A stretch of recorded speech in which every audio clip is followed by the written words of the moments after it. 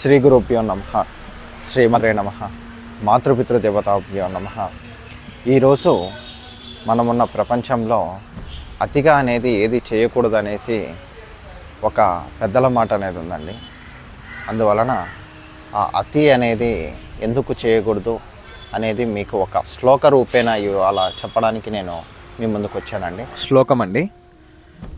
అతిరూప ధృత సీత, అతిగర్వాత్ రావణో హతః, అతిదానాత్ బలిర్బద్ధః, అతి సర్వత్ర వచ్చయేత్.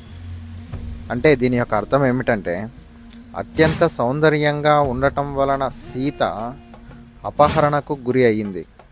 అతి గర్వం చేతనే రావణుడు హతమయ్యాడు.